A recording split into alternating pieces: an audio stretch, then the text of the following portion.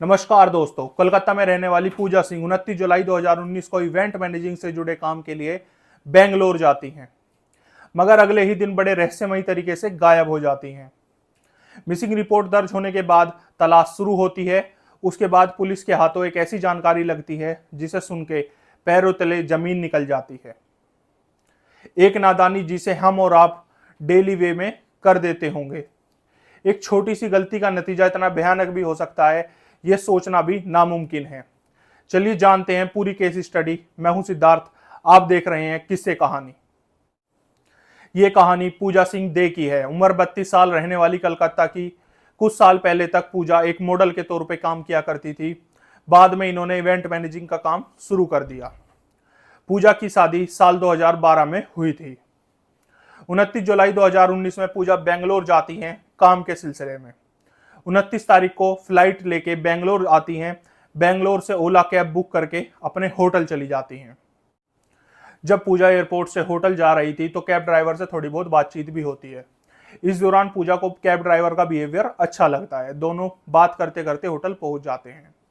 उतरते हुए पूजा cab driver से कहती है कि अगर हो सके तो 31 जुलाई सुबह 4 बजे मुझे इसी होटल से पिक कर लेना, मेरी फ्लाइट है। 1200 में बात तय हो जाती है। उसके बाद पूजा अगले दिन अपना काम खत्म कर लेती है। अब तारीख आ जाती है 31 जुलाई सुबह के 3:45 पे। पूजा अपने पति को टेक्स्ट करती है कि मैं टाइम से पहुंच जाऊंगी। वहां कोलकाता में पूजा का पति उसके बताए शेड्यूल के मुताबिक उसका इंतजार करता रहता है, यहां तक कि शाम हो जाती है। लेकिन पूजा का कोई पता नहीं होता। पूजा के पति करीबी दोस्तों और रिश्तेदारों से पता करता है, लेकिन पूजा का कुछ पता नहीं चलता। पूजा के पास 2 फोन थे, लेकिन दोनों स्विच ऑफ आ रहे थे। पूरा परिवार पूजा की तलाश में जुटा रहता है। तभी पूजा के फोन से एक मैसेज आता है, I am in Hyderabad, some emergency, need cash. इस मैसेज में पूजा अपने पति से 5 लाख की मांग करती है। इन मैसेज को देखकर तुरंत वो कॉल करने लगता है, लेकिन फोन स्विच ऑफ ही आ रहा था। फिर इधर से पूजा का पति मैसेज करता है कि अगर तुम्हें पैसे चाहिए तो कॉल पर बात करो, लेकिन उधर से कोई रिप्लाई नहीं आता।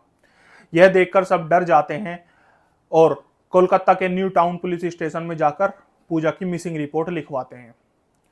साथ ही सभी मैसेज भी दिखा देते हैं। कोलकाता पुलिस रिपोर्ट तो लिख लेती है, लेकिन कोई कार्रवाई नहीं करती। यहां तक कि कई दिन निकल जाते हैं, लेकिन पुलिस की तरफ से कोई अपडेट नहीं दी जाती फैमिली को। दूसरी तरफ बेंगलोर पुलिस एक केस को सुलझाने में लगी थी। 31 जुलाई को बेंगलोर एयरपोर्ट के कंपाउंड में मिली एक लाश पुलिस को मिलती है, लेकिन पुलिस तुरंत मौके पर पहुंचकर अपनी जांच शुरू कर देती है। कंपाउंड में मिला शव किसी महिला का था। हालांकि उसके चेहरा पहचानना बहुत मुश्किल था, क्योंकि चेहरे को बहुत बुरी तरह से कुचल दिया गया था। शव के आसपास ऐसा कुछ भी नहीं होता जिससे उसकी पहचान हो सके। आसपास के इलाकों से मिसिंग केस की रिपोर्ट मंगवाई जाती है, लेकिन किसी को कुछ नहीं मिलता। पोस्टमार्टम के बाद पुलिस की देखरेख में पूरे सम्मान के साथ अंतिम संस्कार कर दिया जाता है। उसके पास मिला सारा सामान और उसके शरीर पर एक टैटू भी होता है, जिसकी फोटो लेकर पुलिस रख लेती है। लेकिन बेंगलोर पुलिस इस मामले को हल्के में नहीं लेती। वो एक टीम बनाती है जिससे उसकी पहचान हो सके। उस टैटू का फोटो पूरे बेंगलोर में भिजवाया जाता है, लेकिन कोई जानकारी सामने नहीं आती है। फिर कपड़ों की मदद से कोशिश करते हैं।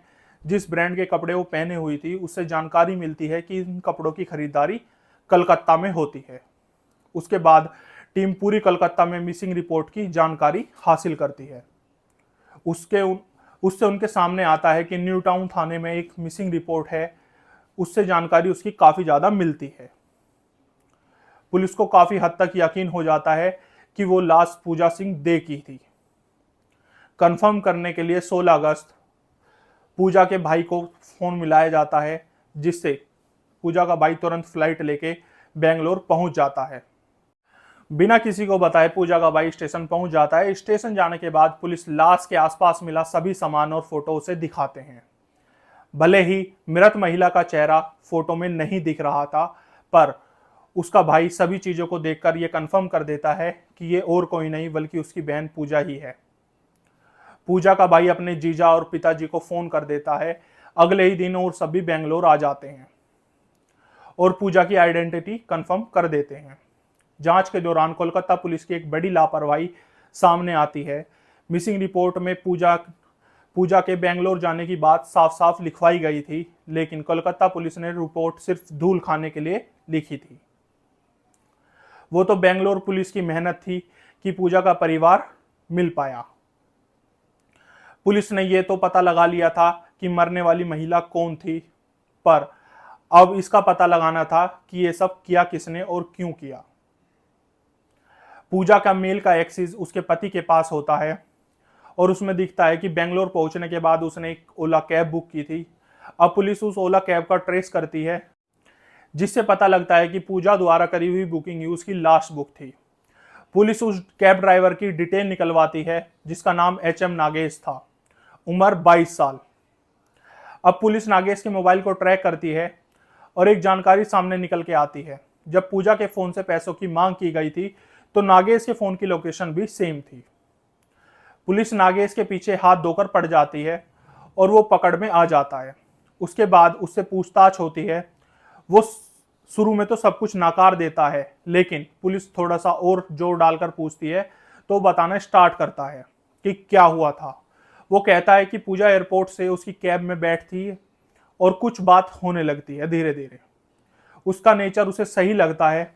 उसके बाद उनके बीच में 31 जुलाई सुबह पिक करने की बात चालू होती है।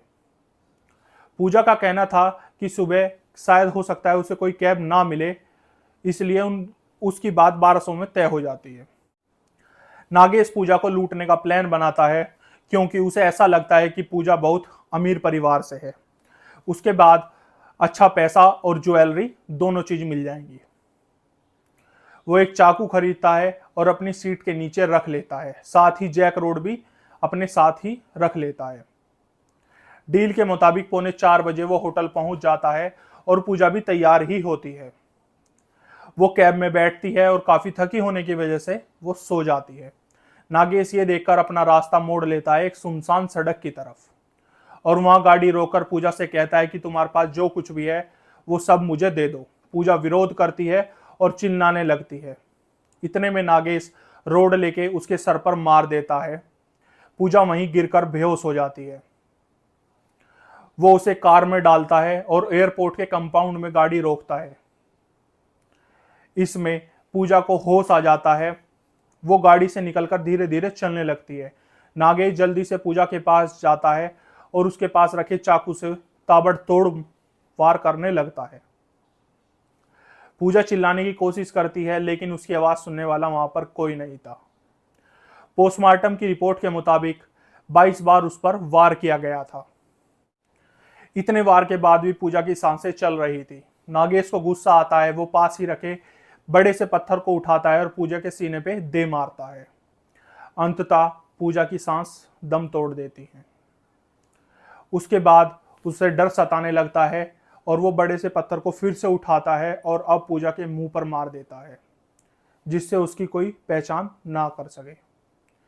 पूजा की लाश को ठिकाने लगा के उसे पूजा के पास से 500 रुपए, 2 क्रेडिट कार्ड, 2 फोन मिलते हैं।